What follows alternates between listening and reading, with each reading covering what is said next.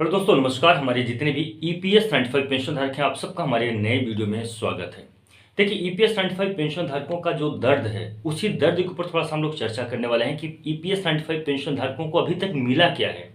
EPS 95 pension धारक जिन्होंने पूरा जीवन काल अपना ईपीएस 95 पेंशन धारक बन के रहे और उन्होंने अपना पैसा जो तो ईपीएफओ के पास जमा किया, इसके बावजूद रिटर्न में उनको अभी तक मात्र 1000, कुछ को 1000 से कम और कुछ को 1000 से ज़्यादा, अगर एवरेज की बात करें तो 1133 रुपये मात्र उनको पेंशन की राशि मुहैया हो रही है। अभी ईपीएस 95 पेंशन धारकों का कहना यह है कि हमें 7500 प्लस मेडिकल जो तो मिलने लगे, ताकि हम पति और पत्नी दोनों लोग अपना जीवन यापन अच्छे से कर सके, सम्मानजनक जीवन यापन कर सके, क्योंकि आज के डेट में पैसा एक बहुत अहमियत रखता है इंसान को अपने जीवन को जीने के लिए। उनका कहना है कि अगर परिवार में हम पति और पत्नी यानी कि बुजुर्ग जब तक कमाते थे तब तक तो हमारी इज्जत होती थी, लेकिन अब जब बच्चे बड़े हो गए, कमाना हमने बंद कर दिया, तो हमारी उस हिसाब से इज्जत नहीं हो पा रही है और उनको भी जीवन यापन करने के लिए तो खर्च चाहिए। 1000 रुपये में आज के डेट में क्या होता है, बिल्कुल जाया चाहिए। अब बात करते हैं कि ईपीएस 95 पेंशन धारकों ने जो ये अपने डिमांड को रखा था, वो अपने डिमांड को सरकार तक पहुंचाने का जो प्लेटफॉर्म है, जो माध्यम है, वो है राष्ट्रीय संघर्ष समिति। एक समिति का गठन है, वो समिति है, उस समिति के अध्यक्ष कमांडर अशोक रावत जी हैं, जिनके ऊपर समस्त ईपीएस 95 पेंशन धारक विश्वास करते हैं, भरोसा करते हैं। उनके द्वारा लगभग 8 साल हो चुके हैं, 7 साल हो चुके हैं,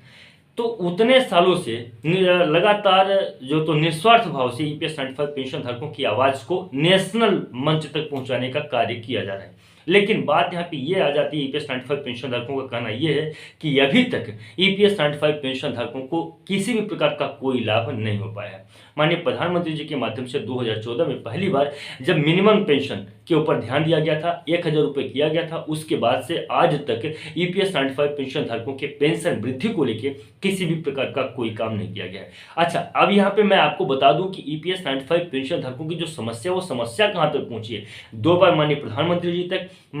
17 बार जो तो माननीय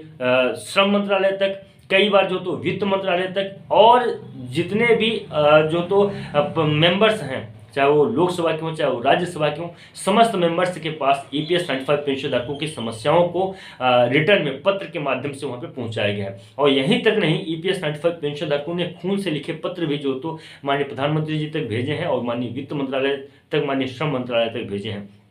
अब इनको मिला क्या है, बता दें, इनको पैसा तो नहीं मिला, यानी कि इनको पेंशन की राशि में मुहैया तो नहीं हुआ, इजाफा नहीं हुआ, उस पर काम चल रहा है। माननीय सुप्रीम कोर्ट में कई समय तक जो तो इनका जो चल रहा था, तो वहाँ से इनको जीत मिली कि हायर पेंशन में वृद्धि की बात आई, सामने आई, तो वो, लेकिन अभी तक इनको पैसा नहीं मिला है। ईपीएस 95 पेंशन धारकों को मिला है तो सिर्फ और सिर्फ आश्वासन, जहाँ भी जाते हैं उनको आश्वस्त किया जाता है, चाहे वो वित्त मंत्रालय के पास हो, चाहे श्रम मंत्रालय के पास हो, चाहे वो माननीय प्रधानमंत्री जी तक हो, या कहीं भी हो। ईपीएस 95 पेंशन धारकों को आश्वस्त किया जाता है, उनको आश्वासन दिया जाता है, लेकिन उनका जो ईपीएस 95 पेंशन धारक हैं, उनके पेंशन में वृद्धि नहीं हो पा रही है। उनके फाइल पार्लियामेंट में भी उनके आवाज़ को उठाया गया, लोकसभा हो चाहे राज्य, मतलब कहीं भी उनकी आवाज़ को उठाया जा रहा है, लेकिन ईपीएस 95 पेंशन धारकों का कहना यह है कि अभी तक हमारे पेंशन वृद्धि को लेकर किसी भी प्रकार का कोई ठोस कार्रवाई नहीं किया गया। उनका एक अपील है कि जल्द से जल्द इस पे जो तो कार्रवाई किया जाए, ताकि ईपीएस 95 पेंशन धारक सम्मानजनक जीवन यापन अपना कर सके। नमस्कार।